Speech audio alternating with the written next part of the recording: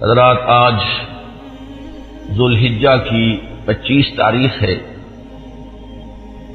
اور ہمارے ہاں کچھ تاریخوں کا جو اختلاف ہے اس کی روح سے ہو سکتا ہے کہ 26 ہو۔ آج سے 1384 برس قبل تقریباً آج کے دن حضرت عمر فاروق رضی اللہ تعالی عنہ پر قاتلانہ حملہ ہوا تھا، اس لیے کہ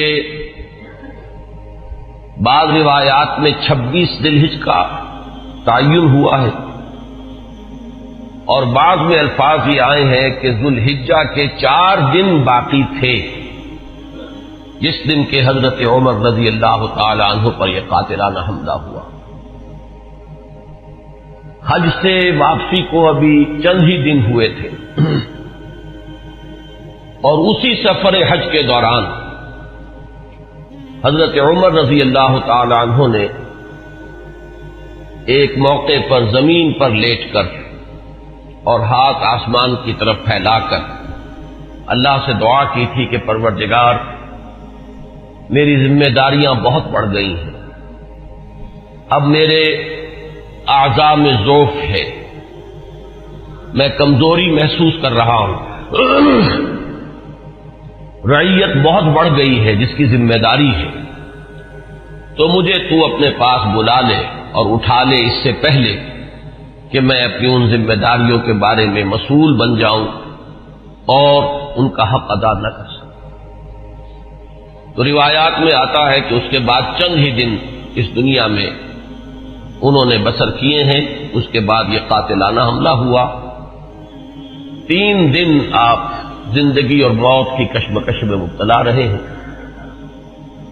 ابو لولو فیروز ایک مجوسی ایرانی غلام تھا حضرت مغیرہ ابن شعبہ کا رضی اللہ تعالی عنہ۔ حضرت عمر نے ایک خاص قاعدہ بنایا ہوا تھا، غیر مسلموں کے مدینے میں داخلے پر پابندی تھی۔ حضرت مغیرہ ابن شعبہ نے خاص طور پر سفارش کر کے حضرت عمر سے اجازت حاصل کی ابو لولو فیروز کے لیے کہ اسے مدینے میں آ کر کام کرنے کی اجازت دی جائے، اس لیے کہ وہ بہت سے فنون سے واقف ہے۔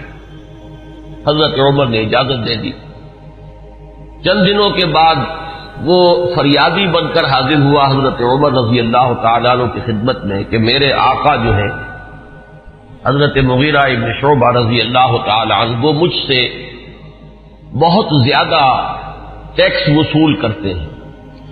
یعنی یہ معاملہ تھا کہ جو غلام ہوتے تھے وہ اپنا کام کرتے تھے لیکن اپنی آمدنی میں سے ایک حصہ وہ اپنے ان آقاؤں کو دیتے تھے کہ جن کی وہ غلامی میں تھے۔ تو حضرت مغیرہ ابن شعبہ نے جو مقدار مقرر کی 2 درہم روزانہ، اس پر اس نے احتجاج کیا کہ یہ بہت زیادہ ہے۔ حضرت عمر رضی اللہ تعالیٰ عنہ نے اس سے سوال کیا کہ تم کیا کیا کام جانتے ہو؟ جب اس نے گنوائے کہ میں یہ کام جانتا ہوں تو حضرت عمر نے فیصلہ کیا کہ پھر یہ 2 درہم روزانہ زیادہ نہیں۔ اس پر وہ بہت غضبناک ہوا۔ حضرت عمر نے بھی اس سے ایک فرمائش کی کہ میرے لیے ایک ایسی چکی بنا دو جو ہوا سے چلتی ہو اور وہ آٹا پیسے۔ تو اس نے اسی غصے میں یہ کہا کہ ہاں، آپ کے لیے تو میں ایسی چکی بناؤں گا جس کی یاد رہتی دنیا تک باقی رہے۔ اس پر حضرت عمر نے جب وہ چلا گیا تو جو لوگ مجلس میں حاضر تھے ان سے آپ نے فرمایا کہ یہ شخص مجھے قتل کی دھمکی دے گیا ہے۔ لیکن نوٹ کیجئے کہ اسلام نے جو نظام دیا ہے نوع انسانی کو، وہ نظام جو محمد الرسول اللہ صلی اللہ علیہ وسلم نے عطا فرمایا، اور جیسا کہ میں نے بارہا عرض کیا ہے کہ اگر اس کو پوری طرح شباب میں دیکھنا ہو، للی ان بلوم جسے کہتے ہیں انگریزی میں، ایک پھول پوری طرح کھل گیا ہو، اگر وہ نظام اس کیفیت میں آپ دیکھنا چاہیں تو وہ در حقیقت خلافت عمر فاروق کا دور ہے رضی اللہ تعالی عنہ۔ وہ تمام خصائص، وہ تمام برکات جو اس نظام میں ہیں، نظام عدل اجتماعی، وہ اپنے نقطۂ عروج پر نظر آتے ہیں حضرت عمر فاروق رضی اللہ تعالی عنہ کے عہد خلافت میں۔ اسی نظام کا ایک پہلو یہ بھی ہے کہ انسان طبعاً آزاد ہے، اس کی آزادی پر کوئی قدغن، کوئی بندش بغیر کسی ثبوت کے نہیں لگائی جا سکتی۔ خود حضور صلی اللہ علیہ وسلم کے زمانے کا ایک واقعہ ہے کہ کسی شخص کو، مدینے کے کسی شخص کو کسی شبہ میں گرفتار کیا گیا۔ حضور خطبہ دے رہے تھے کہ ایک شخص نے کھڑے ہو کر کہا کہ میرے پڑوسی کو کس جرم کی پاداش میں گرفتار کیا گیا۔ حضور نے اعراض فرمایا، اس کی بات کا نوٹس نہیں لیا، دوسری طرف آپ نے رخ کر لیا، وہ ادھر پھر آ گیا، اس نے پھر سوال کیا تو حضور نے فوراً حکم دیا کہ اس کو رہا کر دیا جائے۔ یعنی یہ کہ اگر کوئی ثبوت موجود نہیں ہے تو معلوم ہوا حضور صلی اللہ علیہ وسلم کے اس طرز عمل سے کہ پھر واقعتاً اس کو گرفتار رکھنا، اسیری میں رکھنا، محبوس رکھنا پھر یہ صحیح نہیں ہے، بلکہ اس کو رہا کر دیا جانا چاہیے۔ یہی معاملہ ہمیں نظر آتا ہے اپنی اس آخری تکمیلی شان میں کہ حضرت عمر یقین کے ساتھ یہ بات کہہ رہے ہیں کہ یہ شخص مجھے قتل کی دھمکی دے گیا ہے،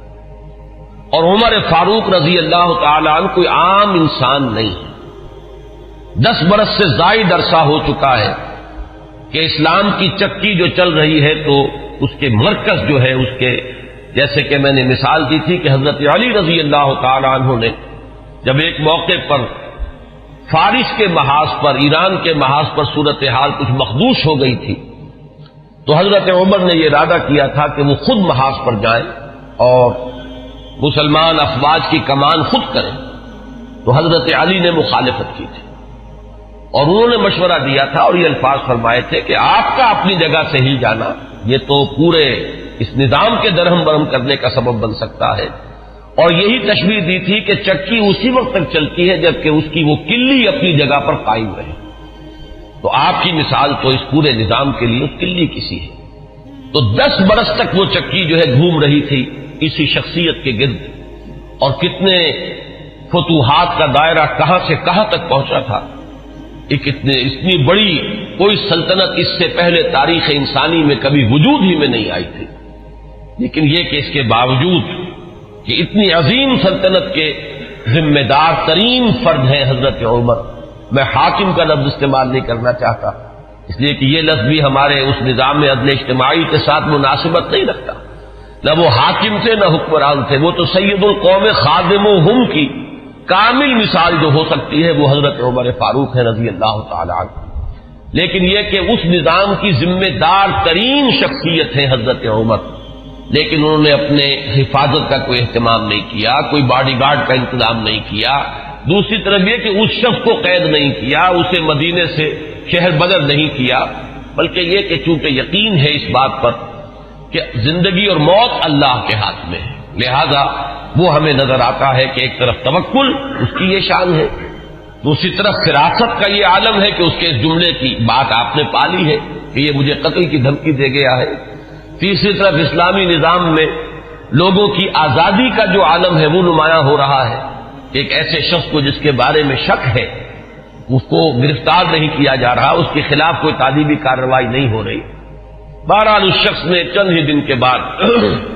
فجر کی نماز جب حضرت عمر فاروق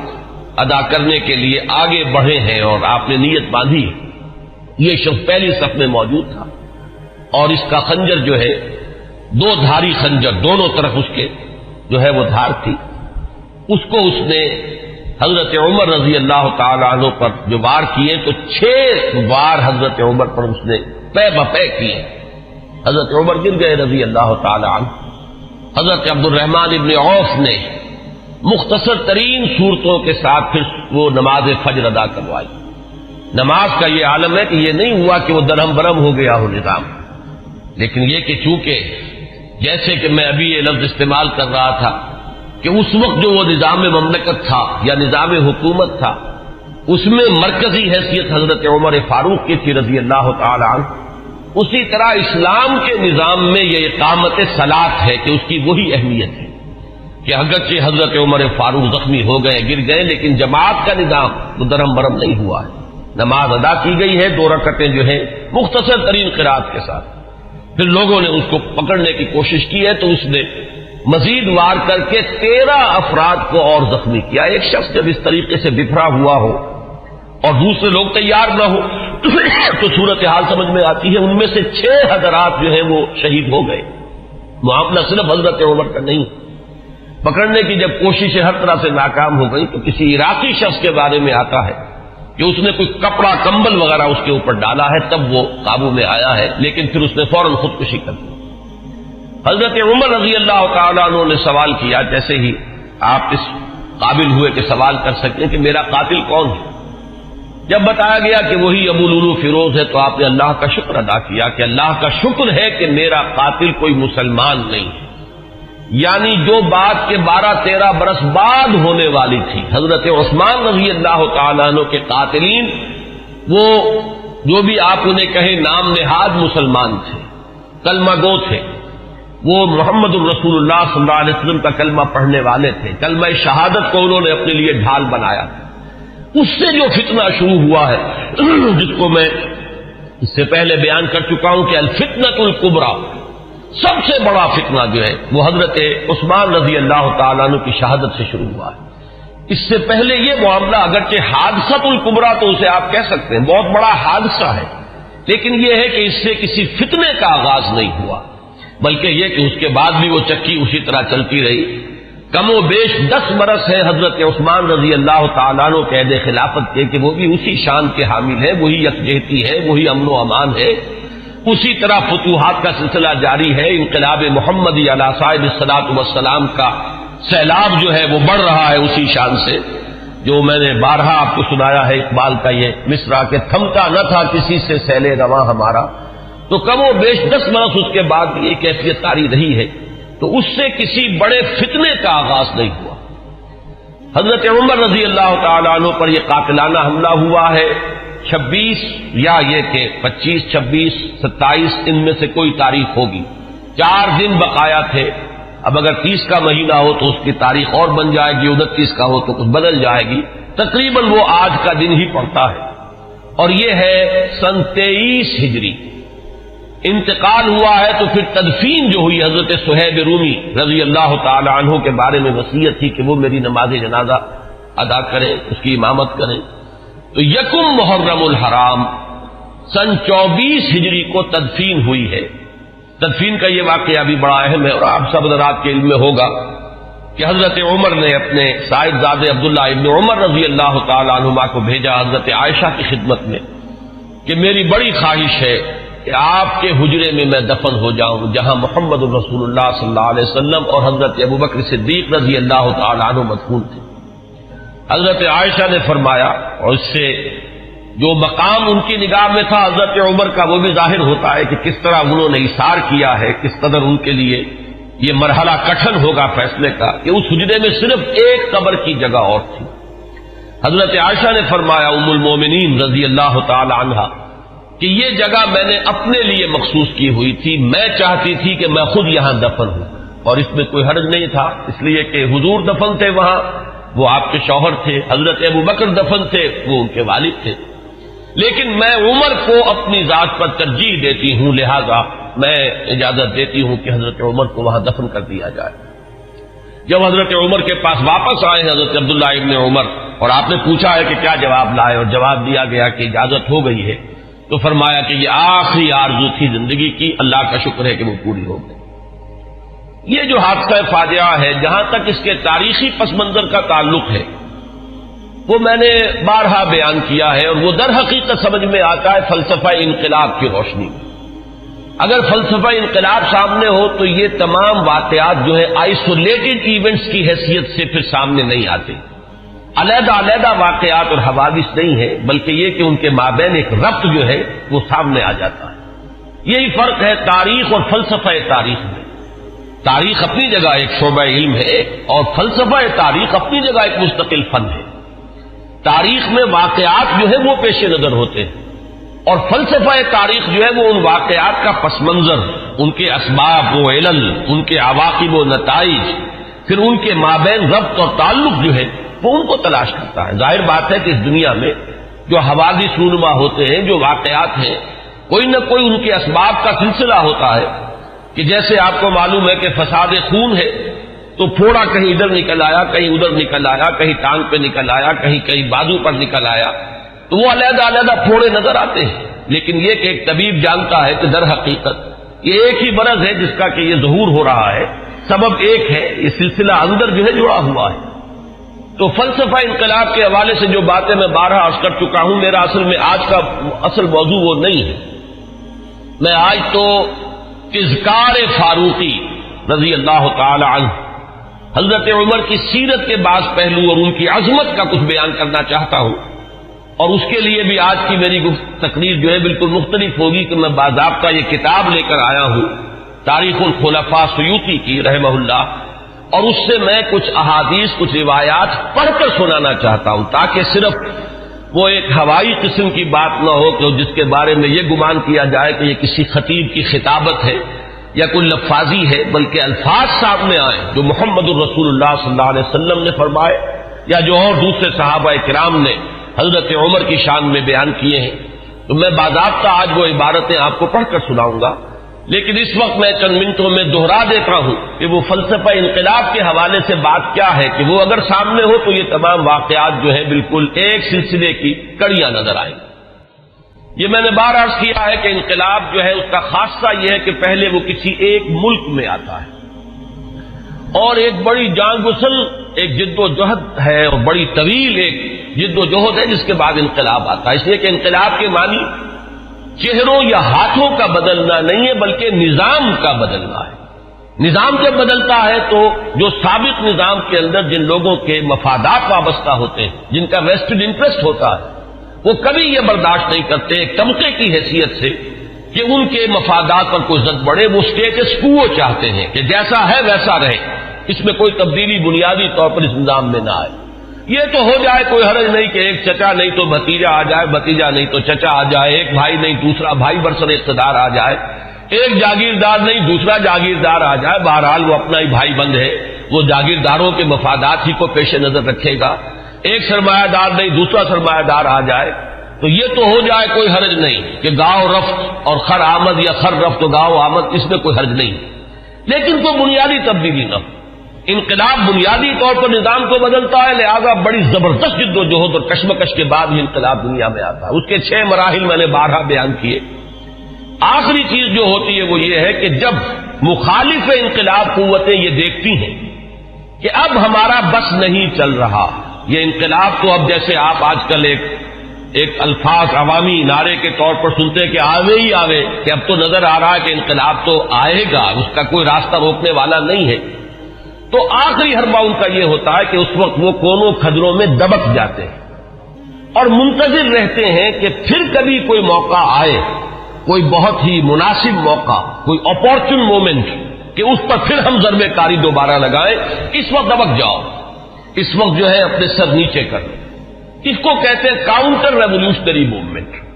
تو حضور صلی اللہ علیہ وسلم کی 20 سالہ جد و جہد کے نتیجے میں جب عرب میں انقلاب کی تکمیل ہو گئی تو مخالف انقلاب قوتوں نے بھی اس وقت جو ہے گردن جھکا دی۔ وہ منتظر تھے کہ پھر کوئی موقع آئے تو ہم کھڑے ہو جائیں اور پھر اس انقلاب کو ناکام کریں۔ یہ در حقیقت ہوا ہے پھر سیرت خلافت ابوبکر صدیق رضی اللہ تعالیٰ عنہ کے زمانے میں۔ حضور کا انتقال ہوا، مسلمانوں کے دل زخمی تھے، مسلمانوں کا مورال ظاہر بات ہے، اس کا آپ تصور کیجئے کتنا جو ہے اس وقت مجروح ہو چکا تھا۔ اس وقت پھر یہ قوتیں ابھری ہیں، ایک طرف تو نئے مدعیان نبوت کھڑے ہو گئے اسلام کی بیخنی کے لیے، دوسری طرف زکوٰۃ کے مانعین منکرین زکوٰۃ کا مطلب یہ نہیں ہے کہ انہوں نے زکوٰۃ کا انکار کیا تھا، صرف یہ کہتے تھے کہ ہم حکومت کو ادا نہیں کریں گے، اپنے طور پر کریں گے۔ یہ دو قوتیں جو ابھری ہیں دونوں کی دونوں اندرون ملک عرب سے ابھری ہیں، کوئی باہر کی قوت اس میں نہیں تھی بلکہ اندرون ملک عرب، کیونکہ ابھی تک انقلاب کی تکمیل بھی تو عرب ہی کی حد تک ہوئی تھی، تو جو مخالف انقلاب قوتیں وہ بھی وہیں سے ابھری۔ حضرت ابوبکر صدیق رضی اللہ تعالیٰ عنہ کے مناقب کا یہ بہت اہم باب ہے کہ ایک آئرن ول کے ساتھ، ایک آہنی عظیمت کے ساتھ، بلکہ یوں کہیے کہ کوہ ہمالیہ جیسی عظیمت کے ساتھ انہوں نے مقابلہ کیا اور ان تمام مخالف انقلاب تحریکوں کو اور قوتوں کو کچل کر، اور پھر انہوں نے ذمہ داری جو ہے سنبھالی حضرت عمر فاروق کو، اور بہت جلد وہ تو اللہ تعالیٰ کے حضور میں اور محمد الرسول اللہ صلی اللہ علیہ وسلم کی رفاقت کے لیے وہ آخرت میں روانہ ہو گئے۔ اب جو دور آیا ہے جس کا آغاز حضرت ابو بکر کے زمانے میں ہوا تھا، ویسے تو یہ کہ غزوہ تبوک اور غزوہ موتا حضور کی حیات طیبہ میں ہوئے ہیں، لیکن ابھی تک کوئی فتوحات کا دائرہ جو ہے حضور کے زمانے میں نہیں تھا۔ حضرت ابو بکر کے زمانے میں فتوحات کا معاملہ شروع ہوا، شام میں پیش قدمی ہوئی، کچھ عراق کے اندر بھی پیش قدمی ہوئی۔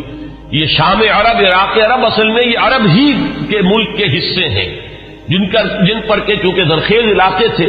تو اس وقت کی دو سپر پاورز نے قبضہ کیا ہوا تھا۔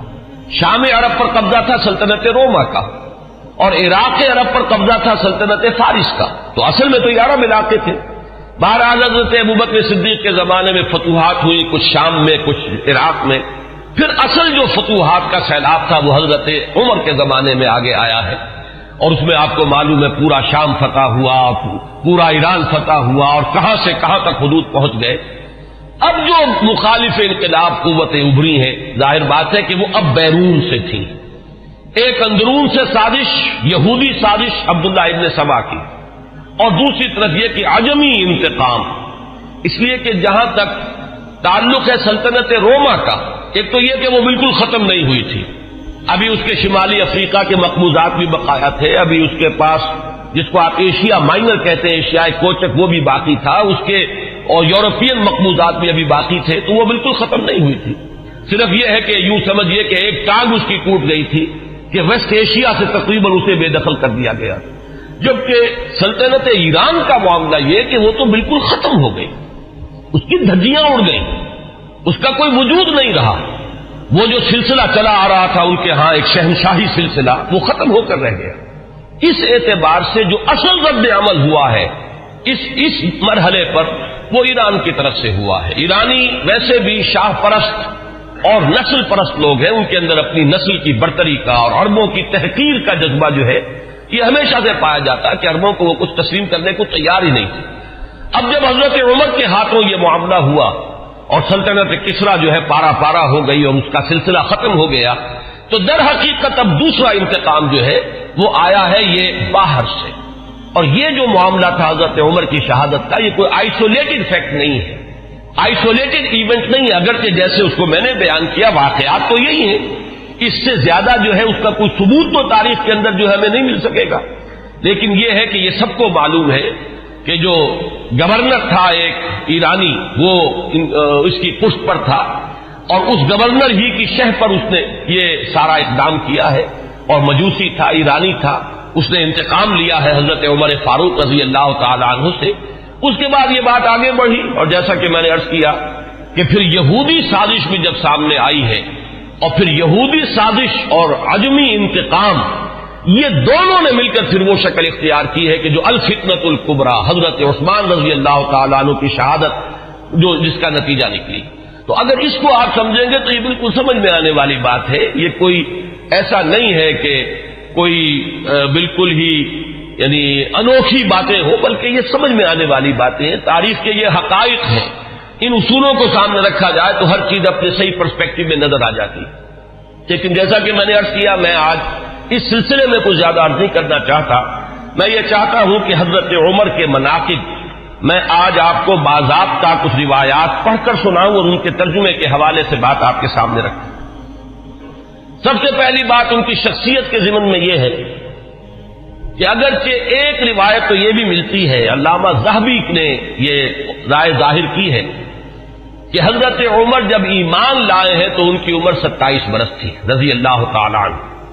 لیکن یہ کہ غالباً انہیں مغالطہ ہوا ہے۔ امام نووی رحمہ اللہ نے جو کچھ لکھا ہے وہ میں پڑھ کر سنا رہا ہوں۔ ولد عمر بعد الفیل ب13 سنہ، حضرت عمر رضی اللہ تعالیٰ عنہ کی ولادت ہوئی ہے عام فیل کے 13 سال بعد۔ یہ آپ کو معلوم ہوگا کہ عام الفیل جو ہے، جس سال کے ابرہہ نے حملہ کیا تھا خانہ کعبہ پر، وہ آیا تھا لے کر مکے پر چڑھائی کے لیے، اپنے ہاتھیوں کے ساتھ اپنا ایک لشکر جرار لے کر آیا تھا،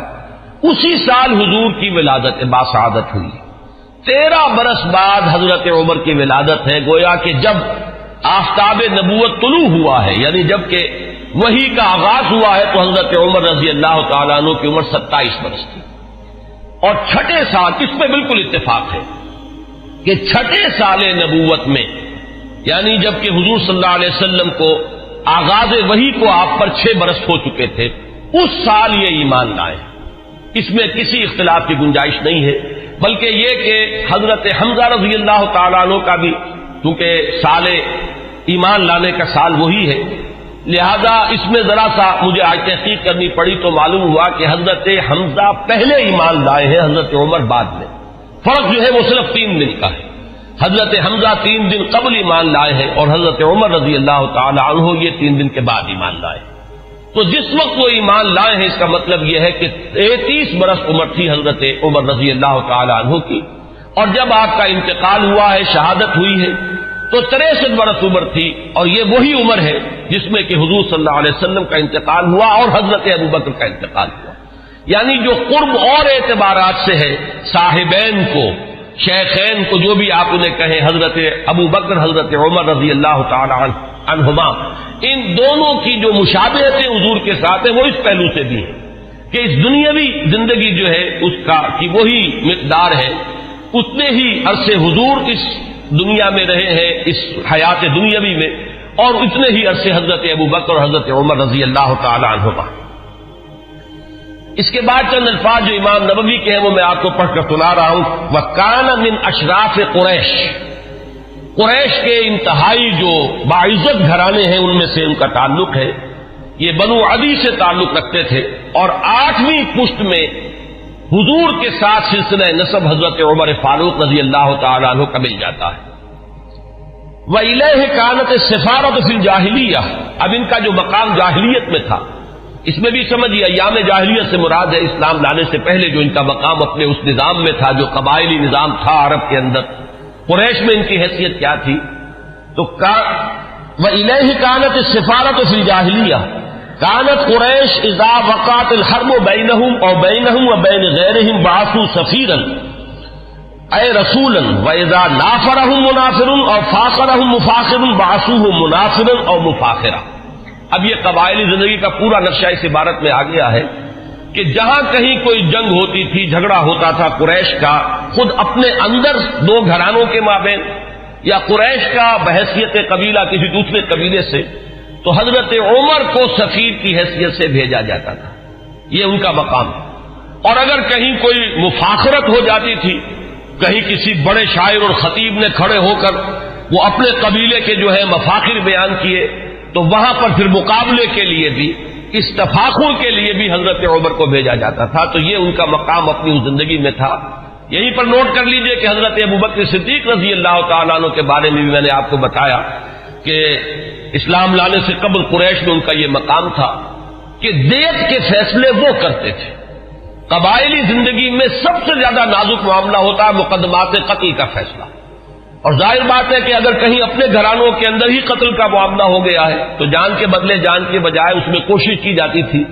کہ جو بھی خون بہا ہے وہ دے کر تو جو قاتل ہے کیونکہ اپنے ہی قبیلے کا فرد ہے اس کی جان بچائی جائے۔ اب اس میں تعین کرنا کہ کتنا خون بہا ہو، یہ کام جو ہے حضرت ابوبکر رضی اللہ تعالیٰ عنہ کے سپرد تھا۔ تو اس سے بھی اندازہ ہوتا ہے کہ ان کا مقام اپنے اس نظام میں جو پہلے سے قائم تھا وہ کیا تھا۔ بالکل اسی طرح کا معاملہ جو ہے وہ حضرت عمر رضی اللہ تعالیٰ عنہ کا۔ حضرت عمر کے اسلام کے بارے میں بہت سی روایات آپ نے سنی ہوں گی، اور میں بھی پہلے کئی مرتبہ بیان کر چکا ہوں۔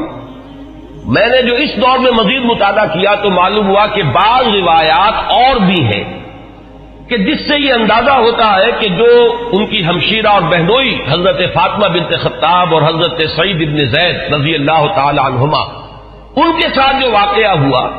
اندازہ ایسا ہوتا ہے کہ وہ در حقیقت وہ آخری ضرب تھی جو حضرت عمر کے دل پر لگی ہے۔ اس سے پہلے بھی بعض مواقع پر کچھ ایسے ان کے ساتھ واقعات پیش آ چکے تھے کہ جس سے ان کے دل کے اندر ایک کشمکش جو ہے وہ شروع ہو چکی تھی۔ مثلا بعض روایات میں آتا ہے کہ ایک مرتبہ حضور صلی اللہ علیہ وسلم جب آ رہے تھے خانہ کعبہ کی طرف تو حضرت عمر نے بھی پیچھا کیا، اور وہ مخالفانہ انداز میں پیچھا کیا، لیکن حضور پہلے پہنچ چکے تھے، آپ نے نماز کے لیے نیت باندھ لی تھی، تو اب حضرت عمر جو ہے خاموشی سے سنتے رہے قرآن مجید، اور اس کا ان کے دل پر ایک اثر ہوا۔ انہوں نے اپنے دل میں کہا کہ یہ شخص بہت بڑا شاعر ہے، واقعہ یہ کہ یہ کلام جو یہ پڑھ رہا ہے اس وقت یہ تو بہت ہی اعلیٰ کلام ہے، بہت اونچا کلام ہے۔ تو معلوم یہ ہوا کہ کہیں نہ کہیں وہ جو ہے بیج وہ پڑ رہا تھا. اسی طرح ایک رات کے وقت ایسا ہوا ہے کہ حضرت عمر کی کسی ہمشیرہ کو وہ ولادت کا مرحلہ درپیش تھا تو کسی دائی وغیرہ کی تلاش کے لیے وہ نکلے ہیں رات کو. اس وقت انہوں نے دیکھا کہ حضور اور آپ کے ساتھ چند اور لوگ ہیں جو کھڑے ہیں اور نماز پڑھ رہے ہیں. تو خانہ کعبہ کے پردوں میں چھپ کر آپ نے پھر حضرت عمر نے اس وقت وہ سنا کہ یہ کیا پڑھ رہے ہیں, اور اس سے بھی ان کا کہنا یہ ہے کہ میرے دل کے اندر ایک کشمکش شروع ہو چکی تھی. یہ بات جو ہے نفسیاتی اعتبار سے سمجھ میں آتی ہے. بسا اوقات ایسا ہوتا ہے کہ ایک شخص کے اوپر ایک کسی حقیقت کا انکشاف ہو رہا ہے تدریجن, لیکن ابھی وہ جو پچھلی عصبیتیں ہیں اپنے آبائی عقائد یا اپنے آبائی دین کے ساتھ جو ایک جذباتی تعلق ہے وہ ابھی اتنا مضبوط ہے کہ ریزسٹ کر رہا ہے, اندر ہی اندر وہ کشمکش جو ہے وہ جاری ہے. لیکن ان روایات سے یہ معلوم ہوتا ہے کہ وہ واحد واقعہ نہیں ہے جو اس وقت ہوا, بلکہ یہ کشمکش ہو رہی تھی. وہ آخری بات جو ہے جسے میں تشبیہ کہا کرتا ہوں کہ غبارے کو پھاڑنے والی چیز جو ہے وہ تو وہی واقعہ کہ جو حضرت فاطمہ کے ساتھ یعنی ان کے ہمشیرہ کے ساتھ پیش آیا ہے, ان کے اور ان کے بہنوئی اور بہن کے مابین, کہ حضرت عمر تو نکلے تھے فیصلہ کر کے کہ بس اب تلوار ننگی لے کر کہ حضور کا میں خاتمہ کر کے گھر واپس آؤں گا اور جو ہونا ہے ہو لے. لیکن یہ کہ یہ جو کلکل ہو رہی ہے اور یہ جھگڑا جو قریش کے اندر ہو گیا ہے, گھر گھر جو ہے فساد ہے, باپ بیٹے سے جدا ہو رہا ہے, بھائی بھائی سے کٹ گیا ہے, بیوی شوہر سے علیحدہ ہو رہی ہے, تو یہ فساد ہم کب تک برداشت کریں گے؟ تو جو اس فساد کا سبب ہے اس کو ختم کر دیا جائے, پھر دیکھا جائے گا جو ہوگا. یہ جو میں کہہ رہا ہوں جو دیکھا جائے گا جو ہوگا اس میں بھی جب تک قبائلی پس منظر سامنے نہ ہو یہ بات سمجھ میں نہیں آئے گی کہ جو چیز انہیں روک نہیں تھی حضور کے خلاف اقدام کرنے پر قریش کو, کفار قریش کو, وہ یہی بات تھی کہ حضور کا جو گھرانہ ہے بنی ہاشم وہ حضور کے پشت پر تھا. اور قبائلی زندگی میں یہ ہوتا ہے کہ اب عقیدہ جو ہے بہرحال بنو ہاشم کے فرد ہے اور خاندان کی حمایت حاصل ہے. اگر حضور کے خلاف کوئی اقدام کرتے تو بنو ہاشم ان کی مدافعت میں اور ان کے ساتھ جو ہے میدان میں آ جائیں گے. نتیجہ یہ نکلے گا کہ قریش کے دو گھرانے آپس میں ٹکرا جائیں گے یا قریش کے مابین جو ہے ان کے اپنے اندر جو ہے ایک کشمکش شروع ہو جائے گی. اور یہ چیز جو ہے جیسے کہ ایک عام محاورہ بھی ہے کہ house divided amongst itself can not stand. تو ہمیں جو مقام حاصل ہے پورے عرب میں, جو سیادت اور قیادت اور چودراہٹ ہماری چل رہی ہے, اگر ہم آپس میں لڑ پڑے تو پھر وہ ہماری قیادت اور سیادت جو ہے چودراہٹ وہ ختم ہو جائے گی. یہ روک تھا قریش, جو کفار قریش ہیں ان کے راستے میں یہ رکاوٹ تھی کہ حضور کے خلاف کوئی اقدام نہیں کر رہے. بالآخر حضرت عمر نے طے کیا اب جو ہو سو ہو, اب تو میں یہ کام کر کے رہوں گا. اس وقت وہ چلے ہیں, لیکن یہ کہ درمیان میں بعض روایات میں نام آتا حضرت حذیفہ رضی اللہ تعالی عنہ, اور غالباً یہ ابو سفیان کے بیٹے ہیں جو ایمان لا چکے تھے. حضرت عمر کو معلوم نہیں تھا. انہوں نے جب دیکھا کہ تیور جو ہے بہت ہی اس وقت عمر کے بدلے ہوئے ہیں, پوچھا کیا معاملہ ہے؟ کہ میں جا رہا ہوں کہ آج تو بس فیصلہ چکا کے آؤں گا اور محمد کو میں قتل کر دوں گا صلی اللہ علیہ وسلم. انہوں نے بڑی حکمت سے کام لے کر رخ موڑ دیا کہ تم پہلے اپنے گھر کی خبر تو لو, تمہاری بہن اور تمہارے بہنوں ایمان لا چکے. اب جو جلال کا عالم ہوا ہوگا عمر کا رضی اللہ تعالیٰ عنہ, اس کا آپ اندازہ کیجئے جس قدر غضبناک ہو کر وہ گئے ہیں. اور دروازہ جو ہے وہ دھڑدھڑایا تو وہ اندر اس وقت جو ہے حضرت خباب بن الارت آئے ہوئے تھے رضی اللہ تعالیٰ عنہ, اور وہ انہیں سورہ طٰہٰ ابھی نازل ہوئی تھی تو میاں بیوی جو ہے حضرت سعید ابن زید اور فاطمہ بنت خطاب جو ان کی زوجہ ہے حضرت سعید کی, انہیں وہ سورہ طٰہٰ پڑھا رہے تھے. تو اسی میں یہ پہنچ گیا, اندازہ ہو گیا عمر ہے. تو انہوں نے چھپایا حضرت خباب کو تو کہ ان کے تو آتے ہی شاید تھر ہی قلم کر دے. میں تو پھر بھی بہن ہوں اور یہ شوہر جو ہے نہ صرف یہ کہ بہنوئی ہے بلکہ چچا زاد بھائی ہے, اس لیے کہ حضرت عمر کے والد خطاب اور دادا نفیل ہی کے بیٹے تھے حضرت زید. میں حضرت اس لیے کہہ رہا ہوں اگرچہ وہ حضور پر وحی کے آغاز سے پہلے جو ہے ان کا انتقال ہو گیا, لیکن موحد کامل تھے وہ, اور ان کے بیٹے حضرت سعید. تو یہ چچا زاد بھائی ہیں آپس میں, تو چچا زاد بھائی بھی ہے بہنوئی بھی ہے, تو کچھ نہ کچھ پاس تو کرے گا. لیکن یہ کہ خباب بن الارت رضی اللہ تعالیٰ عنہ اس کا تو جو ہے سر قلم کر دیتے حضرت عمر. لیکن یہ کہ بہرحال اس کے بعد جو واقعہ وہ آپ نے اکثر نے سنا ہوگا, مارنا شروع کیا, بہنوئی کو مارا, لہو لہان کر دیا. بہن آئی ہے درمیان میں, اس کے ایک تھپڑ زور کا مارا ہے کہ پورا چہرہ جو ہے وہ خون سے آلودہ ہو گیا. اس حالت میں انہوں نے پھر جو ایک عزیمت کا اظہار کیا ہے کہ عمر چاہے تم ہمیں جان سے مار دو، لیکن یہ کہ اب یہ دین جو ہم نے اختیار کیا ہے، جس حق کا دامن ہم نے تھاما ہے، اب ہم اسے اپنے ہاتھ سے دینے کے لیے تیار نہیں۔ اس وقت اصل میں وہ آخری ضرب جس کو میں کہتا ہوں، وہ آخری ضرب اس وقت لگی ہے حضرت عمر کے دل پر، اور انہوں نے پھر یہ پوچھا کہ کیا پڑھ رہے تھے، مجھے بتاؤ تم وہ کلام کون سا ہے۔ اب حضرت فاطمہ کی جرأت دیکھیے رضی اللہ تعالی عنہ، ان کا کہ نہیں تم نجس ہو، مشرک ہو، پہلے تم پاک ہو تب لا یمسہ الا المطہرون۔ ان روایات میں یہ الفاظ آئے ہیں کہ استدلال کیا ہے اسی آیت سے حضرت فاطمہ نے کہ یہ کلام وہ کلام ہے سورہ واقعہ میں جو آیات آئی ہیں کہ انہ لقرآن کریم فی کتاب مکنون لا یمسہ الا المطہرون، اسے ہاتھ نہیں لگا سکتے۔ تو وہ صحیفے تھے اور آگ سے تھے، کچھ جن پر لکھی ہوئی تھی سورہ طٰہٰ، انہوں نے غسل کیا اور پھر وہ جیسے جیسے پڑھتے گئے معلوم ہوا کہ وہ حجابات جو رہے سہے تھے وہ بھی اترتے چلے گئے، تانا بانا جو ہے دل دھلتا چلا گیا، اور وہ پھر اس کے بعد حاضر ہوئے ہیں تو دروازے پر بیت ارقم میں جہاں حضور اس وقت مقیم تھے، دروازے پر حضرت حمزہ کا نام بھی آتا ہے کہ حضرت حمزہ بھی وہاں پہرے پر تھے جبکہ حضرت عمر پہنچے ہیں، لیکن یہ کہ پھر وہ ایمان لائے۔ تو یہ واقعہ جو ہے اور حضرت عمر کے مزاج کے بارے میں، یہ صدیقین اور شہداء اور ان کے خاص مزاج، یہ میں تفصیلاً پہلے بیان کر چکا ہوں، اس لیے اسے نہیں دہرا رہا۔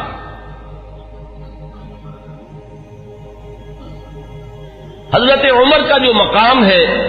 صحابہ کرام میں، اس کے بارے میں علامہ سیوطی، بلکہ یہ کہ یہ علامہ نووی جو شارح ہیں مسلم شریف کے، ان کے الفاظ میں اب آپ کو سنا رہا ہوں۔ هو احد السابقین الاولین واحد العشرۃ المشہود لهم بالجنہ واحد الخلفاء الراشدین واحد اصحاب النبی علیہ الصلوۃ والسلام، اور آخری الفاظ اہم ترین ہیں واحد کبار علماء الصحابۃ والزہادہم۔ باقی چیزیں تو آپ کے علم میں ہیں، سابقون الاولون میں سے ہیں۔ اکثر کا اتفاق یہ ہے کہ حضرت عمر جس وقت ایمان لائے ہیں تو لگ بھگ 40 افراد اس وقت تک ایمان لا چکے تھے، لیکن بہرحال یہ سابقون الاولین میں ان کا شمار ہے۔ پھر یہ کہ 10 جن کے بارے میں کہ حضور نے صراحت کے ساتھ جنت کی بشارت دی ہے اس دنیا ہی میں، جنہیں ہم کہتے ہیں عشرہ مبشرہ، ان میں سے ایک ہے۔ پھر خلفائے راشدین میں ان کا شمار ہے بالاتفاق۔ اب اہل تشیع کا معاملہ میں اسے خارج کر رہا ہوں، لیکن یہ کہ اہل سنت کے نزدیک۔ پھر یہ کہ حضور صلی اللہ علیہ وسلم کے ساتھ جو رشتہ ہے، حضرت حفصہ رضی اللہ تعالی عنہا ام المومنین، یہ ان کی صاحبزادی ہیں۔ آخری الفاظ ان کی طرف میں نے توجہ دلائی وہ کیا ہے کہ احد و کبار علماء صحابت والزہاد، دونوں اعتبارات سے کہ وہ صحابہ کرام میں جو مختلف اوصاف کے اعتبار سے تقسیم کی جاتی ہے، مثلا بعض فقہائے صحابہ، علماء صحابہ، وہ صحابہ کے جن کو علم سے، تفقہ سے،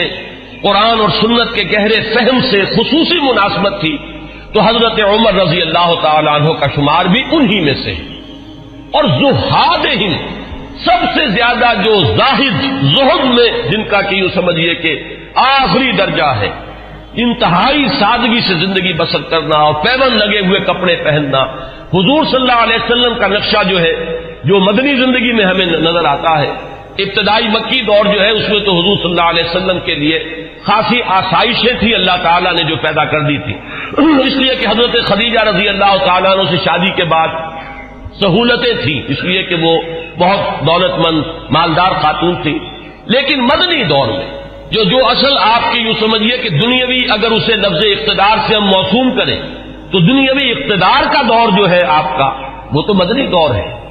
اگر دنیا کے اعتبار سے اصطلاح کا استعمال کیا جائے، اگرچہ حضور صلی اللہ علیہ وسلم کے یہ لفظ مجھے موضوع معلوم نہیں ہوتا، لیکن اس وقت جو آپ نے فقر اختیاری جو ہے، جو اس کا ہمیں سیرت مطہرہ کے اندر جو ہے مظاہرہ ملتا ہے کہ آپ نے اپنے اختیار سے فقر اور درویشی کی زندگی اختیار کی، اس میں بتمام و کمال حضرت عمر فاروق اور حضرت ابوبکر صدیق رضی اللہ تعالی عنہما، یہ دونوں بھی بالکل عکس کامل نظر آتے ہیں حضور صلی اللہ علیہ وسلم کے اس زہد کا۔ تو وہ صحابہ کرام میں سے علماء اور فقہاء میں بھی چوٹی کے جو ہے ان میں ان کا شمار ہے، حضرت علی ان میں ہے، حضرت عائشہ ان میں ہے، مختلف جو ہے یہ حضرات ہیں، ان میں حضرت عمر ہے۔ پھر زہاد میں بھی جو سب سے زیادہ فقراء صحابہ کا جو نقشہ تھا، حضرت عمر نے اپنے اختیار سے وہی نقشہ اپنی زندگی میں اختیار کیا۔ کل 539 احادیث ہیں جو حضرت عمر سے بڑھوی. لیکن جو خاص بات نوٹ کرنے کی ہے کہ ان سے جو اجلہ صحابہ ہیں، جلیل القدر صحابہ، حضرت عثمان نے ان سے روایت کی، حضرت علی نے ان سے روایت کی، حضرت طلحہ نے ان سے روایت کی، سعد بن ابی وقاص نے ان سے روایت کی، عبد الرحمن ابن عوف ان سے روایت کرنے والے ہیں، ابن مسعود، حضرت ابو ذر، عمرو ابن عبسہ اور ان کے بیٹے خود حضرت عمر کے صاحبزادے عبداللہ، ابن عباس، ابن زبیر، انس، ابو ہریرہ اور عمرو بن العاص، ابو موسیٰ اشعری، یہ صحابہ کرام ہیں جنہوں نے حضرت عمر سے روایت کی. بات سمجھ لیجئے کہ ظاہر بات ہے کہ حضور کی صحبت میں ہر وقت تمام صحابہ تو نہیں رہتے تھے. اب ایک وقت میں حضرت عمر ہے اور حضرت عمر نے حضور سے کوئی بات سنی ہے، باقی صحابہ اس وقت موجود نہیں ہے، تو صحابہ بھی ایک دوسرے سے روایت کرتے ہیں. یہ نہیں ہے کہ صحابی سے صرف تابعی روایت کرے گا، بلکہ صحابہ بھی کہ جو ایک دوسرے سے جو روایت کرتے ہیں کہ جو بات ان صحابی نے جو راوی ہیں حضور سے براہ راست سنی اور وہ صحابی کے جو اس محفل میں نہیں تھے، تو ظاہر بات ہے کہ وہ پھر روایت کریں گے ان صحابی سے کہ جو حضور کی محفل میں تھے، جنہوں نے وہ الفاظ حضور صلی اللہ علیہ وسلم کی زبان مبارک سے خود سنے.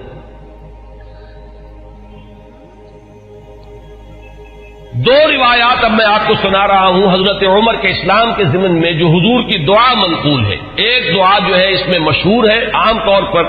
حضرت عمر کے موضوع پر، سیرت کے موضوع پر جو تقریریں آپ نے سنی ہوں گی ان میں آپ کی سننے میں آئی ہوگی. ایک دوسری ہے، وہ بھی میں چاہتا ہوں کہ آج آپ سن لیں. پہلی روایت امام ترمذی رحمۃ اللہ علیہ لائے ہے اور اس کے راوی حضرت عبداللہ ابن عمر ہے رضی اللہ تعالی عنہما. ان النبی علیہ الصلوۃ والسلام قال، حضور صلی اللہ علیہ وسلم نے فرمایا، اللہم اعز الاسلام باحب هذین الرجلین الیک، بعمر بن الخطاب او بابی جہل بن ہشام. اور اسی روایت کو طبرانی نے حضرت ابن مسعود اور حضرت انس رضی اللہ تعالی عنہما سے روایت کیا. گویا کہ یہ تین روایتیں ہیں، لیکن یہ کہ سند کے اعتبار سے جو حضرت امام ترمذی کی روایت ہے وہ چونکہ اونچی ہے لہذا متن اس کا دیا ہے. باقی یہ روایت جو ہے طبرانی لائے ہے حضرت عبداللہ ابن مسعود سے اور حضرت انس سے رضی اللہ تعالی عنہما کہ اے اللہ ان دو اشخاص میں سے جو تجھے محبوب ہو اس کے اسلام کے ذریعے سے اسلام کو عزت عطا فرما. کون ہے وہ دو اشخاص؟ حضرت عمر رضی اللہ تعالی عنہ، عمر بن الخطاب اور عمرو ابن ہشام. ابو جہل اس کی اصل میں کنیت ہے، نام اس کا عمرو تھا. یہ عمر ہے، وہ عمرو ہے.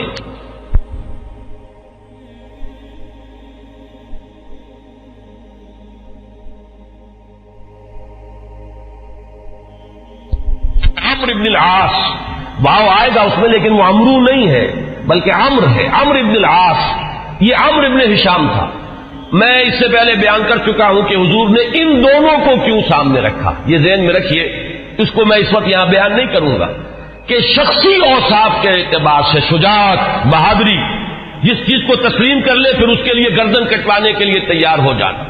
ایک وہ لوگ ہوتے ہیں جو حقیقت کو تسلیم بھی کر لیتے ہیں لیکن یہ کہ پھر بھی وہ آگے نہیں بڑھتے، پیچھے ہی رہتے، بچ بچ کر چلتے ہیں اور وہ اپنا دامن جو ہے بچا کر جو ہے کسی چیز کا ساتھ بھی دیتے ہیں تو تحفظات کے ساتھ دیتے ہیں. ایک وہ لوگ ہوتے ہیں جو بات قبول کر لے پھر ہر کے بعد آباد، اب گردن بھی کٹوا دیں گے، جان دے دیں گے. ان اعتبارات سے مشابہت ہے حضرت عمر کی شخصیت میں اور ابو جہل کی شخصیت میں. اس نے بھی گردن کٹوا دی بالفعل اپنے اس دین باطل کے لیے، اور اس کی جو وہ کیفیت ہے وہ بارہا میرے بیان میں آپ سن چکے ہیں کہ جب گردن کاٹی جا رہی تھی تب بھی اس نے یہ کہا تھا کہ میری ذرا نیچے سے گردن کاٹنا تاکہ جب اس کو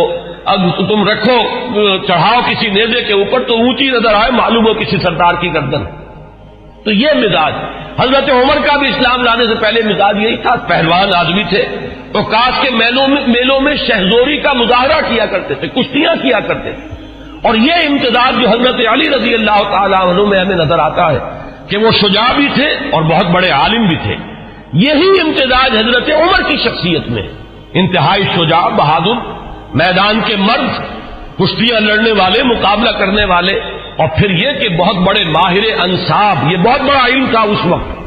بہت بڑے ناقد اور جو اشعار کے محاسن ہیں ان کو پرکھنے والے، اس کے بارے میں رائے دینے والے. اور فقہا میں تو پھر جو ان کا مقام ہے وہ آپ کو معلوم ہی ہے کہ یہ صلاحیتیں بھی تمام و کمال کہ علمی اور ذہنی صلاحیتیں بھی. اور پھر عملی جو ہے معاملہ وہ تو ازل من الشمس ہے ہی. تو اس اعتبار سے ابو جہل ایک پہلو سے مشابہ تھا اگر وہ بھی ایمان لے آتا. اور سورہ علق جو ہے قرآن مجید کے 30ویں پارے میں جس میں شروع میں 5 آیتیں وہ ہے کہ جو تقریباً اجماع ہے کہ وہ اولین وہی ہے جو حضور پر ہوئی ہے، اس میں جس شخص کا ذکر ہے وہ یہی ابو جہل ہے کہ اگر یہ شخص ایمان لے آتا تو کیا ہوتا. ارأیت ان کذب وتولی الم یعلم بان اللہ یری. یہ شخص جو ہے جو حضور صلی اللہ علیہ وسلم کی مخالفت میں قبر بستا ہے، اگر یہی شخص کہیں اسلام لے آتا تو واقعہ یہ کہ وہ عمر ثانی ہوتا، پھر حضرت عمر رضی اللہ تعالیٰ عنہ کے انداز کی اس کی شخصیت بھی ہوتی. تو یہ روایت جو ہے یہ تو بارہا آپ نے سنی ہوگی. اب ایک اور روایت میں آپ کو سنا رہا ہوں. اس کو امام حاکم نے حضرت عبداللہ ابن عباس رضی اللہ تعالیٰ عنہما سے روایت کیا ہے، اور اس کو امام طبرانی بھی لائے ہیں. اپنی اوسط میں تو وہ لائے ہیں حضرت ابو بکر سے روایت کر کے، اور اپنی کبیر جو ہے معجم الکبیر اس میں یہ حدیث ثوبان کی حیثیت سے آئی ہے. اس کے الفاظ سنیے. عن ابن عباس رضی اللہ تعالی عنہما ان النبی صلی اللہ علیہ وسلم قال اللہم اعز الاسلام بعمر بن الخطاب خاصۃ. اس روایت میں ابو جہل کا نام نہیں ہے، بلکہ خاص طور پر گویا کہ حضرت عمر ہی کے لیے حضور صلی اللہ علیہ وسلم دعا فرمائی اور اللہ تعالیٰ نے قبول فرمائی. اسی لیے ہمارے ہاں علماء حضرت عمر کے لیے لفظ استعمال کیا کرتے مراد رسول، کہ جن کے لیے خاص طور پر حضور صلی اللہ علیہ وسلم نے دعا کی ہے اور اللہ تعالیٰ نے آپ کی دعا کو شرف قبول عطا فرمایا ہے اور حضرت عمر بن الخطاب کو ایمان کی توفیق عطا فرمائی. اب میں آپ کو کچھ تو وہ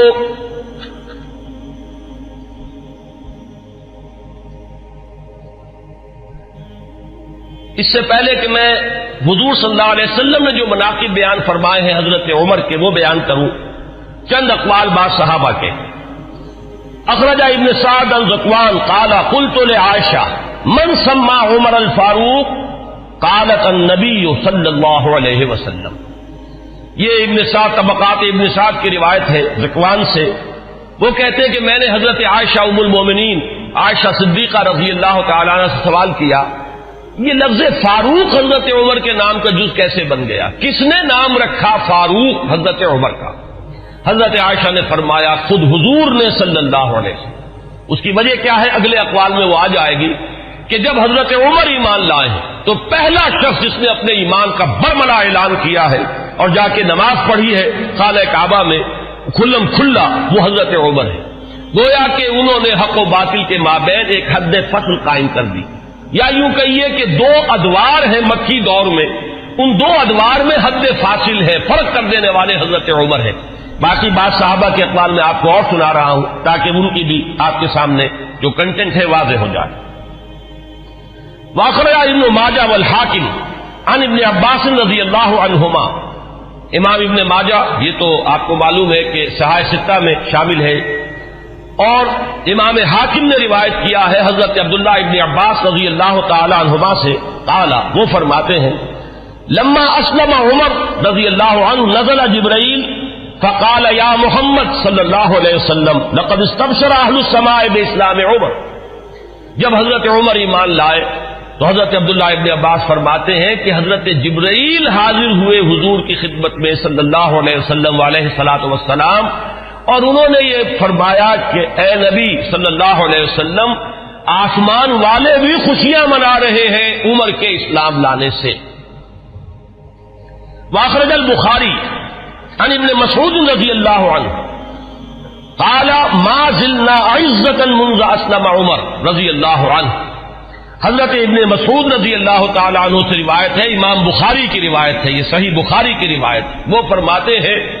کہ جب ایمان لے آئے حضرت عمر تو پھر ہم پر کمزوری نہیں رہی، پھر ہم قوت والے ہو گئے، عزت والے ہو گئے. اب وہ بات نہیں رہی کہ ہم دبے دبے تھے، بلکہ ہماری بھی اب جو ہے ہمتیں بڑھ گئی. ابن سعد کی روایت ہے طبرانی اور ابن سعد کی ابن مسعود سے رضی اللہ تعالی عنہ، یہ ان کا قول ہے. کان اسلام عمر فتحا وکانت ہجرتہ نصرا وکانت امامتہ رحمتا وَلَقَدْ رَأَيْتُنَا وَمَا نَسْتَطِيعُ أَن نُّصَلِّيَ إِلَى الْبَيْتِ حَتَّى أَسْلَمَ عُمَرُ فَلَمَّا أَسْلَمَ عُمَرُ قَاتَلَهُمْ حَتَّى تَرَكُونَا فَصَلَّيْنَا. حضرت عبداللہ ابن مسعود جو ہے یہ مناقب میں بیان فرما رہے ہیں، حضرت عمر کا اسلام لانا گویا کہ اسلام کی فتح تھی، ان کی ہجرت اسلام کی نصرت تھی، ان کی امامت اسلام کے حق میں رحمت تھی، اور ہم اپنے آپ کو دیکھتے تھے، یعنی ایمان لا چکے تھے لیکن ہم بیت اللہ میں نماز نہیں پڑھ سکتے تھے جب تک کہ عمر اسلام نہیں لے آئے۔ جب عمر اسلام لے آئے تو پھر انہوں نے مقابلہ کیا کفار کا، تو انہوں نے پھر ہم سے تعارض کرنا چھوڑ دیا، اب ہم نے بیت اللہ میں نمازیں پڑھنی شروع کر دی۔ یہی وہ لفظ ہے جس کی وجہ سے کہ حضرت عمر فاروق قرار پا رہے ہیں۔ واخرج ابن سعد والحاکم عن حذیفہ رضی اللہ عنہ لما اسلم عمر كان الاسلام كالرجل المقبل لا يزداد الا قربا فلما قتل عمر كان الاسلام كالرجل المدبر لا يزداد الا بعدا۔ یہ بہت ہی حکیمانہ قول ہے حضرت حذیفہ کا رضی اللہ تعالی عنہ، اور اسے امام حاکم نے اور ابن سعد نے دونوں نے روایت کیا ہے۔ یہ حضرت حذیفہ فرما رہے ہیں کہ جب حضرت عمر اسلام لے آئے تو اسلام ایک آنے والے شخص کے مانند ہو گیا کہ جو شخص آ رہا ہو وہ ہر لحظہ آپ سے قریب تر ہوتا چلا جا رہا ہے۔ گویا کہ یہ اسلام کی ترقی کا ایک اور اسلام کے اقبال کا یہ ایک کی علامت بنا ہے حضرت عمر کا اسلام لانا۔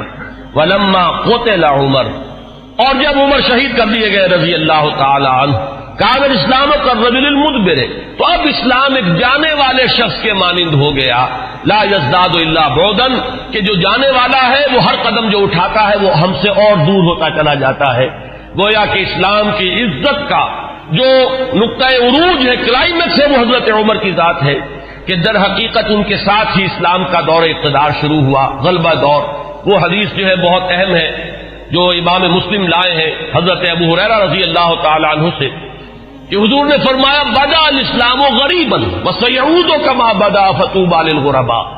اسلام کا جب آغاز ہوا ہے تو وہ اجنبی سا تھا، لوگ اس کے جاننے پہچاننے والے نہیں تھے، کچھ اس کے ہمدرد و غمخوار نہیں تھے،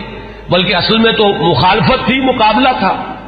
حضور نے فرمایا کہ اب اگرچہ دور آ گیا ہے کہ اسلام کو غلبہ حاصل ہو گیا، لیکن عنقریب اسلام پھر اسی حالت کو لوٹ جائے گا۔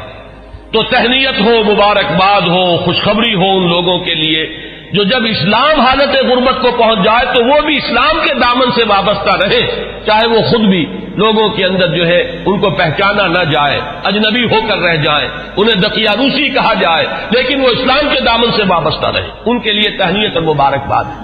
اس حدیث میں سمجھیے تو یوں کہا جا سکتا ہے کہ حضرت عمر ہے وہ حد فاصل کہ وہ بدا الاسلام غریباً سے اسلام کا جو دور اقتدار شروع ہو رہا ہے، غلبے کا دور، قوت اور عزت کا دور، وہ حضرت عمر کی ذات سے ہے، اور پھر جو ڈھلوان شروع ہو گئی ہے وہ بھی حضرت عمر رضی اللہ تعالیٰ عنہ کی شہادت سے۔ واخرج طبرانی عن ابن عباس رضی اللہ عنہما قال اول من جہر بالاسلام عمر بن الخطاب، سب سے پہلے جس شخص نے اسلام کا اعلان کیا علی الاعلان وہ حضرت عمر ہے۔ یہ حضرت عبداللہ ابن عباس رضی اللہ تعالیٰ عنہما کا قول ہے۔ ہجرت کے ضمن میں بھی ایک روایت ہے، میں چاہتا ہوں کہ اگرچہ اس کا ذکر پہلے بھی آیا ہے لیکن آج لفظاً میں سنا دینا چاہتا ہوں۔ اخرج ابن عساکر عن علی رضی اللہ عنہ، اس روایت کے راوی حضرت علی ہیں۔ قال ما علمت احد هاجر الا مختفیا الا عمر بن الخطاب، حضرت عمر فرماتے میں نہیں جانتا کسی بھی شخص کو مگر یہ کہ اس نے ہجرت کی ہے خفیہ طریقے پر سوائے عمر بن الخطاب، یعنی جو بھی ہجرت کے لیے نکلتا تھا خفیہ طریقے سے نکلتا تھا، لوگوں کو معلوم نہ ہو جائے، خامخواہ راستہ روکیں گے، کوئی تکلیف پہنچائیں گے، سوائے حضرت عمر کے۔ اب آپ اس حضرت علی رضی اللہ تعالیٰ عنہ کی زبان سے حضرت عمر کی جو ہجرت ہے اس کا پورا واقعہ سنیے۔ فَإِنَّهُ لَمَّا هَمَّ بِالْهِجْرَةِ، اس لیے کہ جب حضرت عمر نے ارادہ کیا ہجرت کا، تقلد سیفہ، تو انہوں نے اپنی جو ہے تلوار جو ہے وہ لی، گردن میں ڈالی، وَتَنَكَّبَ قَوْسَهُ، اپنی کمان جو ہے وہ اپنے کندھے میں ڈالی، وَانْتَقَضَ فِي يَدِهِ أَسْهُمًا، اور اپنے ہاتھ میں تیر بھی لے لیے تیار کہ کمان سے کے ساتھ جو ہے وہ تیر جو ہے ہاتھ میں موجود ہو۔ وَأَتَى الْكَعْبَةَ، اور آئے وہ مسجد حرام میں کعبے کے پاس، وَأَشْرَافُ قُرَيْشٍ بِفِنَائِهَا، اور قریش کے بڑے بڑے سردار جو ہیں وہ کعبے کے صحن میں، یہی جو اس وقت مسجد حرام کہلاتی ہے، خانہ کعبہ تو وہی گھر ہے، اس کے ساتھ جو صحن ہے یہ فنا ہے اس کا صحن ہے. فطاف سبعا، تو 7 چکر لگائے حضرت عمر رضی اللہ تعالیٰ عنہ نے اسی کیفیت کے اندر خانہ کعبہ کے. ساتھ ہی آپ کو معلوم ہوگا اشواط ہوتے ہیں جب عمرے کے لیے یا حج کے اندر جب بھی وہ طواف کیا جاتا تو ساتھ ہے. ثم صلی رکعتین عند المقام، پھر مقام ابراہیم کے پاس آ کر پورے سکون سے 2 رکعتیں پڑھی. ثم اتی حلقہم واحد واحدۃ، پھر جو لوگ بیٹھے ہوئے تھے ایک ایک کے پاس آ کر انہوں نے کہا فقالت شاہد الوجوہ، لوگ چہرے جو ہے وہ کملا گئے، عزت ختم ہوئی. اور اس کے بعد فرمایا من اراد ان تسکلہ امہ او ییتم ولدہ او ترمل زوجتہ، جس شخص کی بھی یہ خواہش ہو کہ اسے روئے اس کی ماں اور یتیم ہو جائے اس کے بچے اور بیوہ ہو جائے اس کی بیوی، فلیلقنی وراء ھذا الوادی، تو وہ آئے اور اس وادی کے پیچھے ذرا مجھ سے مقابلہ کر لے. یہ اعلان کر کے ذرا الفاظ غور کیجئے، جس کا بھی ارادہ ہو، جو چاہتا ہو کہ اسے اس کی ماں روئے اور اس کے بچے یتیم ہو جائے اور اس کی بیویاں یا بیوی جو ہے وہ بیوہ ہو جائے، تو ذرا آ جائے میرا مقابلہ کر لے. فرمایا حضرت علی فرماتے فما تبعہ منہم احد، ان میں سے کسی کو یہ جرأت نہیں ہوئی کہ وہ حضرت عمر کا پیچھا کرتا. اس کے بعد اب چند احادیث میں آپ کو سنا رہا ہوں جو حضرت عمر کی شان میں، اگرچہ امام سیوطی نے تو یہ بہت سے اس میں نقل کیے ہیں، لیکن میں یہ چاہتا ہوں کہ صرف صحاح کی جو روایات ہیں وہ آپ کو سناؤں. باقی یہ کہ ابن عساکر اور حاکم مختلف اور طبرانی یہ جو یعنی کتابیں حدیث کی ہیں جن کا درجہ بہرحال وہ نہیں ہے، وہ آپ میں سے جس کو بھی شوق ہوگا وہ اس کو اپنے طور پر مطالعہ کر لے گا. لیکن یہ روایات جو ہیں یہ تو متفق علیہ. اخرج الشیخان عن ابی ہریرہ رضی اللہ عنہ، اب یہ حضرت امام بخاری اور امام مسلم دونوں کی یعنی کا اتفاق ہے اس روایت پر. قال، حضرت ابو ہریرہ فرماتے ہیں قال النبی علیہ الصلوۃ والسلام، حضور صلی اللہ علیہ وسلم نے فرمایا بین انا نائم، کہ اسی اثناء میں کہ میں سویا ہوا تھا، رأیتنی فی الجنہ، میں نے اپنے آپ کو جنت میں پایا. یہ خواب کا ذکر فرما رہے ہیں حضور. فإذا امرأة تتوضأ إلى جانب قصر، تو میں نے دیکھا کہ ایک عورت، ایک خاتون ہے، ایک بہت بڑا قصر ہے، محل ہے، اس کے ساتھ کوئی لان ہوگا، پائن باغ ہوگا، اس میں وہ وضو کر رہی ہیں. قلت لمن هذا القصر، میں نے پوچھا، فرشتوں سے پوچھا ہوگا آپ نے، کس کا ہے یہ محل؟ قالوا لعمر، تو مجھے بتایا گیا کہ یہ عمر کا محل ہے. فذکرت غیرتک، اب یہ بات بھی حضور فرما رہے حضرت عمر سے کہ عمر اس وقت مجھے تمہاری غیرت کا احساس ہوا کہ گویا کہ وہ تمہاری زوجہ ہیں جنت میں جن کو میں نے دیکھا، تو مجھے اندازہ ہوا تمہاری تو بڑی غیرت ہے تمہاری طبیعت میں کہ میں نے تمہاری بیوی کو دیکھا اس وقت. تو حضرت فولّیت مدبرا، تو میں تمہاری غیرت کا خیال کر کے فوراً وہاں سے ہٹ گیا. فبکا عمر، حضرت عمر اس پر رو پڑے. وقال علیک غار یا رسول اللہ، تو انہوں نے فرمایا کہ حضور کیا میں آپ سے غیرت کروں گا؟ کیا اس کا کوئی امکان ہے کہ میری غیرت جو ہے وہ آپ کے معاملے کے اندر اس طریقے سے جاگے؟ بہرحال اس حدیث نے حضرت عمر کا جو مقام ہے اس کو واضح کیا. پھر سنیے، اخرج الشیخان عن ابن عمر ان رسول اللہ صلی اللہ علیہ وسلم قال، یہ بھی متفق علیہ روایت ہے. حضور نے فرمایا بینا انا نائم شربت، میں ایک سویا ہوا تھا، خواب ہی میں نے پیا، یعنی اللبن، کیا پیا؟ دودھ پیا. حتی انظر الری یجری من اصفاری، اتنا پیا کہ وہ جو اس کے تر و تازگی اس سے پیدا ہوئی، میں نے محسوس کیا کہ اس کا اثر میرے ناخونوں تک پہنچ گیا. وہ تازگی جو ہے یا وہ قوت جو حاصل ہوئی اس سے وہ میرے ناخونوں سے ٹپک رہی ہے، بہہ رہی ہے. ثم ناولتہ عمر، پھر میں نے وہ پیالہ جو ہے وہ عمر کو دے دیا. قالوا فما اولتہ یا رسول اللہ، صحابہ نے پوچھا حضور آپ نے اس خواب کی کیا تعبیر کی؟ قال العلم، حضور نے فرمایا وہ پیالہ وہ علم کا پیالہ ہے جس سے میں نے سیر ہو کر پیا، اور پھر میں نے وہ پیالہ عمر کے حوالے کر دیا اور اس نے اس سے پیا. پھر سنیے تیسری حدیث، اخرجہ الشیخان، پھر اس حدیث کے راوی بھی دونوں ہیں امام بخاری امام مسلم. عن ابی سعید الخدری رضی اللہ عنہ، حضرت ابو سعید خدری فرماتے ہیں قال سمعت النبی صلی اللہ علیہ وسلم، حضور صلی اللہ علیہ وسلم سے میں نے خود سنا، یقول، یہ فرماتے ہوئے بین انا نائم رأیت الناس عرضوا علی وعلیہم قمص، میں سویا ہوا تھا، میں نے دیکھا بہت سے لوگ میرے سامنے پیش کیے گئے، انہوں نے قمیصیں پہنی ہوئی ہیں لیکن ان قمیصوں کا سائز جو ہے بڑا مختلف ہے۔ فمنها ما يبلغ الصدى، ان میں سے کچھ ایسے بھی تھے کہ جن کی قمیضیں صرف سینے تک پہنچتی تھیں، ومنها ما يبلغ دون ذلك، بہت سے ایسے تھے جن کی قمیضیں لمبی تھیں، اس سے زیادہ تھیں۔ وعرض علی عمر، اور اب میرے سامنے عمر کو پیش کیا گیا، وعلیہ قمیص یجرہ، ان پر اتنی لمبی قمیص تھی، اتنی لمبی قمیص پہنی ہوئی تھی، زیب تن کیے ہوئے تھے کہ وہ اسے گھسیٹ رہے تھے، یعنی وہ پیچھے پیچھے جو ہے، جیسے کہ پچھلے زمانے کے اندر بادشاہوں کا رواج ہوتا تھا ان کے، اور یہ ہمارے ہاں بھی جو جانگلیوں میں آپ نے دیکھا ہوگا تہمت جو ہے وہ زمین میں گھسٹتا ہوا چلے اپنے فخر اور غرور کے اظہار کے لیے، وہ نقشہ جو ہے کہ وہ اپنے اس قمیص کو گھسیٹ رہے ہیں۔ قالا، تو لوگوں نے پوچھا، قالوا فما اولتہ یا رسول اللہ، حضور آپ نے اس کی کیا تعویل فرمائی؟ قالا دین، حضور نے فرمایا دین ہے یہ، لوگوں کے حصے میں دین کے مختلف حصے آئے ہیں، کسی کے پاس بہت ہے، کسی کے پاس کم ہے، کسی کے پاس زیادہ ہے۔ حضرت عمر رضی اللہ تعالی عنہ کو اللہ تعالیٰ نے دین کی دولت سے جس درجے سرفراز فرمایا وہ اس حدیث میں اس تمثیل سے واضح ہوئی۔ پھر سنیے، یہ بھی پھر متفق علیہ روایت ہے، یہ میں چاہتا ہوں کہ آپ حضرات کے سامنے یہ چیزیں آئیں تو اس پوری سند کے ساتھ آئیں، کس درجے کی یہ روایات ہے، یہ کہانیاں نہیں ہیں، یہ صرف زور خطابت نہیں ہے کہ جو لوگ اپنے انداز کے اندر آپ حضرات کے سامنے بیان کرتے ہو، بلکہ یہ کہ یہ حقائق ہیں وہ کہ جو ہمارے ہاں مستند ترین، اب ظاہر بات ہے کہ قرآن کے بعد مستند ترین ہمارے ہاں تو یہی دو کتابیں ہیں، صحیحین، صحیح بخاری اور صحیح مسلم، اس میں کسی کو بھی اہل سنت میں کسی شک و شبے کی گنجائش نہیں، اور ان کی یہ متفق علیہ روایات ہے۔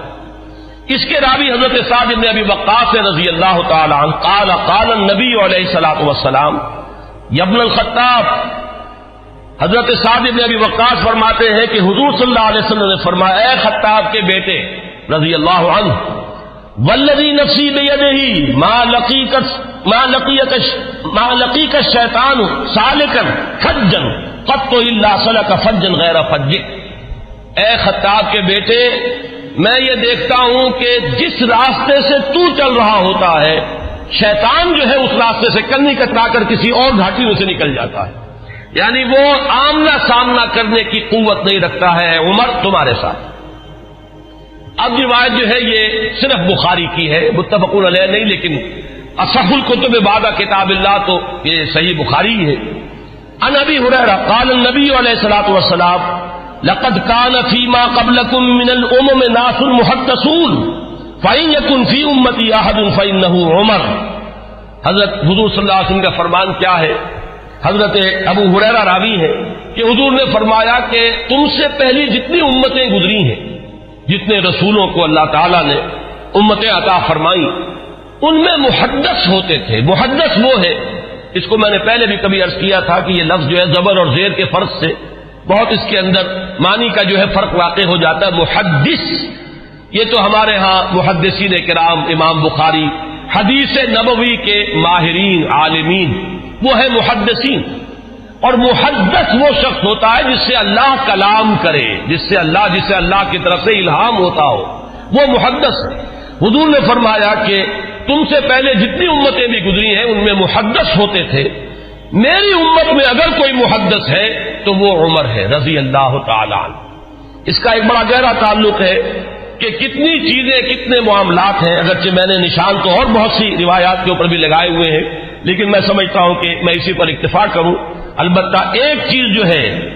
حضرت عمر رضی اللہ تعالی عنہ کے مناقب میں جو اہم ترین ہے، وہ میں چاہتا ہوں کہ ذرا چند منٹ اور لے کر آپ کے سامنے بیان کر دوں، اور وہ اسی سے کہ محدث اس شخص کو کہتے ہیں جس سے اللہ ہم کلام ہوتا ہو، جس پر الہام ہوتا ہو، جس کا ملائے اعلیٰ کے ساتھ اتنا گہرا روحانی تعلق ہو، جس کی ذہنی مناسبت ہو کہ جو بات جو ہے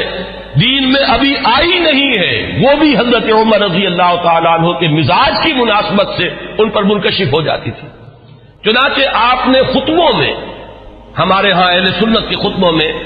جب مختلف نام لیے جاتے ہیں خلفائے راشدین کے، تو ہر ایک کی شان میں کچھ الفاظ بارہا آپ نے سنے ہوں گے۔ چنانچہ حضرت ابوبکر کے بارے میں الفاظ آتے ہیں کہ تمام لوگوں میں انبیاء کے بعد بالاتفاق جو افضل ترین انسان ہے وہ حضرت ابوبکر ہیں. حضرت عمر کے بارے میں الفاظ آتے ہیں الذی کان رأیہ موافقا بالوحی والکتاب، عمر بن الخطاب رضی اللہ عنہ. اس میں چونکہ کچھ قافیہ بھی ملانے کی جن حضرات نے بھی یہ خطبہ مرتب کیا ہے، تو عربی زبان میں چونکہ اس کی بھی ایک اہمیت ہے، صوتی آہنگ ہوتا ہے، تو کچھ قافیے بھی ملائے گئے ہیں. جامع آیات القرآن عثمان ابن عفان رضی اللہ تعالی عنہ، اس طریقے سے. تو حضرت عمر کے بارے میں یہ الفاظ آپ نے بہت سنے ہوں گے کہ الذی کان رأیہ موافقا بالوحی والکتاب، وہ شخص کہ جس کی رائے وحی اور کتاب کے موافق تھی. میں نے ایک مرتبہ یہ عرض کیا تھا اور آج پھر جسارت کر رہا ہوں کہ غیر شعوری طور پر ان الفاظ نے حضرت عمر کا درجہ گھٹا دیا ہے، اس لیے کہ یہ شان تو ہر صحابی کی ہے. ہو ہی نہیں سکتا کہ وحی اور کتاب کے موافق ان کی رائے نہ ہو. جب وحی اور کتاب آ گئی تو اب کسی صحابی کی یہ شان ہے ہی نہیں. جیسے کہ قرآن مجید میں فرمایا گیا کہ ما کان لمؤمن ولا مؤمنۃ اذا قضى الله امرا ان يكون لهم الخيرة في امره، جب اللہ اور اس کے رسول کی طرف سے کوئی فیصلہ صادر کر دیا جائے پھر کسی مومن اور مومنہ کے لیے یہ ممکن ہی نہیں ہے کہ اس کے بعد بھی وہ کوئی اپنا اختیار سمجھے اور اپنی کوئی رائے علیحدہ رکھے. تو اس حد تک تو حضرت عمر کی بات بھی اگر ہے تو وہ تو تمام صحابہ کے ساتھ ہے. اصل شان تو یہ ہے کہ الذی کان الوحی والکتاب موافقا برائیہ، حضرت عمر کی شان یہ ہے کہ وحی اور کتاب نازل ہوئی ہے ان کی رائے کی موافقت میں. ایک رائے ان کی طرف سے پہلے آئی ہے اور کلام اللہ میں وہ حکم اس کے مطابق نازل ہو گیا ہے. ظاہر بات ہے کہ اس کا سبب نزول یہ نہیں ہے کہ حضرت عمر نے یہ فرمایا، معاذ اللہ، لیکن یہ کہ وہ موافقت نزول سے قبل کی مناسبت، وہ ذہنی اور باطنی اور روحانی اور قلبی جو مناسبت حضرت عمر کو حاصل تھی اس حقیقت کے ساتھ، اس کی وجہ سے جو بات آپ کے ذہن میں آتی تھی اسی کے مطابق قرآن مجید میں پھر حکم نازل ہو جاتا تھا. امام عبداللہ شیبانی نے 21 اس کی مثالیں دی ہیں، جس کو کہ یہاں اس وقت جو ہے میں ظاہر بات ہے کہ نقل نہیں کر سکتا. ان میں سے 5-6 جو بہت اہم ہیں وہ میں گنوا رہا ہوں. سب سے پہلی بات یہ کہ حضرت عمر نے یہ فرمایا تھا، عرض کیا تھا حضور صلی اللہ علیہ وسلم سے لَاتَّخَذْنَا مِن مقام ابراہیم مصلی، حضور کیا ہی اچھا ہو اگر ہم مقام ابراہیم کو اپنی جائے نماز بنائیں، ہم یہاں پر نماز ادا کیا کریں. فنزلت، اور اس کے بعد یہ آیت نازل ہو گئی وَاتَّخِذُوا مِن مقام ابراہیم مصلی. یہ الفاظ جو ہے تقریباً بالکل وہی ہے کہ جو الفاظ حضرت عمر نے اپنے قول میں استعمال کیے تھے بالکل اسی کے مطابق یہ وحی نازل ہوئی. اسی طرح دوسری بات حضرت عمر ہیں جنہوں نے حضور صلی اللہ علیہ وسلم سے فرمایا، عرض کیا تھا یا رسول اللہ يدخل على نسائك البر والفاجر فلو امرتهن ان يحتجبن، کہ حضور آپ کے گھروں میں مومن بھی آتے ہیں، منافق بھی آ جاتے ہیں، نیک بھی آتے ہیں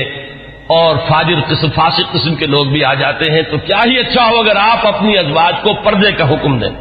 فنزلت آیت الحجاب، اس کے بعد جو ہے وہ حجاب والی آیت نازل ہو گئی. نمبر 3 وَاجْتَمَعَ نِسَاءُ النَّبِيِّ علیہ الصلوۃ والسلام فی الغیرہ. قلت، حضرت عمر یہ فرماتے ہیں کہ جب حضور صلی اللہ علیہ وسلم کے ازواج مطہرات نے وہ ایکا کر لیا تھا، یہ واقعہ ہے جو آتا ہے سیرت میں، حضور صلی اللہ علیہ وسلم سے نان نفقے کے مطالبے کے لیے کہ کچھ ہمارا بھی